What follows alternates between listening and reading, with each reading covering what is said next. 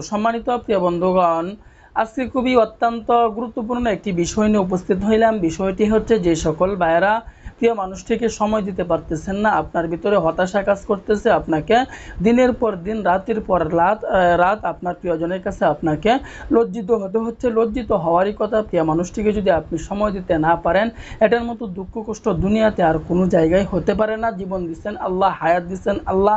জীবন থাকতে আমরা দুনিয়াতে কষ্ট করতেছি, যেহেতু আল্লাহ তাআলা হায়াত দিচ্ছেন, জীবনকে উপভোগ করতে হবে, পরিবারকে উপভোগ করতে হবে। তো যে সকল ভাইয়েরা এই সমস্যায় ভুগতেছেন, আপনি সময় দিতে পারতেছেন না, একদম দুর্বল হয়ে গেছেন, একদম নিস্তেজ হয়ে গেছেন, অথবা আপনার বয়স বেশি হয়ে গেছে, 50-60 বছর হয়ে গেছে, আপনি সময় দিতে পারতেছেন না, অথবা অনেক যুবক ভাইয়েরা আছে বিভিন্ন দুনিয়ার বিভিন্ন লাইনে গিয়ে দৌড়াদৌড়ি করে একদম 12টা বাজিয়ে ফেলছেন। এখন আপনি একদম ভয় পাইতেছেন, আপনি প্রিয়জনের কাছে আপনি যাইতে পাইতেছেন না, অথবা ওয়ান টাইম বসে ওষুধ খাওয়ার কারণে, ওয়ান টাইম বই খাওয়ার কারণে একদম নিস্তেজ হয়ে গেছে, একদম আপনি সময় দিতে পারতেছেন না। তো সকল ভাইদের জন্য খুবই অত্যন্ত পাওয়ারফুল আজকে একটি বেশওয়াজ নিয়ে উপস্থিত হইলাম। তো আজকের বেশওয়াজটি আমরা কিভাবে তৈরি করব, কিংবা কোন কোন উপাদান আমরা সংগ্রহ করব, এই সব বিস্তারিত আমি আপনাদেরকে বলে দিব। আপনি ঘরের ভিতরে আপনি নিজেই ঘরে তৈরি করতে পারবেন খুব সহজ পদ্ধতিতে। আমি যেই পদ্ধতিতে আপনাদেরকে বলে দেব ইনশাআল্লাহ। তো আজকের বেশওয়াজটি খুবই পাওয়ারফুল হবে, অত্যন্ত গুরুত্বপূর্ণ।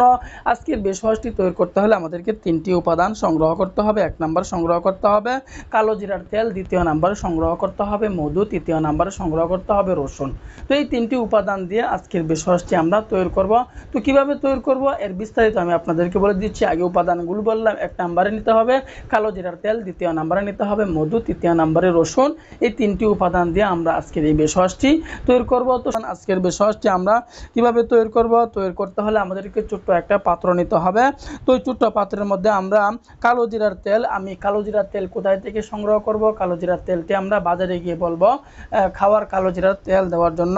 যখন আমরা খাওয়ার কালো জিরার তেল দিয়ে দিব, ছোট্ট একটা পাত্রের মধ্যে কতটুকু পরিমাণে দিব, 2 থেকে 3টা চামচ পরিমাণে কালো জিরার তেল আমি ওই ছোট্ট পাত্রের মধ্যে দিয়ে দিব। এরপরে খাঁটি মধু আমি কতটুকু পরিমাণে দিব, খাঁটি মধু আমি 2 থেকে 3টা চামচ পরিমাণে খাঁটি মধু ওই পাত্রের মধ্যে দিয়ে দিব। এখন বলতে পারেন যে অনেক বাইরে আছে, আমরা খাঁটি মধু তো পাবো না, চাকের মধু পাবো না, এগুলো আমরা পাবো কোথায় খাঁটির মধ্যে? কারণ বাজারে অনেক ভেজাল মধু সয়লাভ হয়ে গেছে।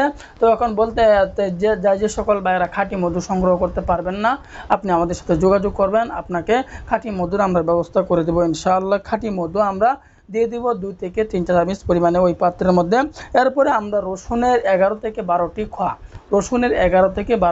এটিকে তেতলে ভালো করে রস করে এই রসুনের কোয়া থেকে 2 থেকে 3 থেকে 4টা চামচ পরিমাণে রসুনের কোয়া ওই পাত্রের মধ্যে আমরা দিয়ে দিব। দেওয়ার পরে এটাকে ভালো করে মিশিয়ে নিব, ভালো করে মিক্সড করে নেব। যখন আমরা এটা ভালো করে মিশিয়ে নিব, মিক্সড করার পরে এটা আমাদের তৈরি হয়ে গেল। এখন আমরা কোন নিয়মে সেবন করব, সেবন করার পদ্ধতিটি, সেবন করার নিয়মটি আমি আপনাদেরকে বলে দিচ্ছি। তো আমি আবারও বলতেছি, যে সকল ভাইয়েরা হতাশায় ভুগতেছেন বহুদিন যাবৎ, হতাশায় যদি আপনি ভুগে থাকেন, পরিবারের সাথে আপনার লজ্জিত হতে হচ্ছে, তাহলে আপনি আমাদের সাথে যোগাযোগ করবেন, আপনাকে ভালো পরামর্শ দিক নির্দেশনা দেওয়ার জন্য চেষ্টা করবো ইনশাআল্লাহ।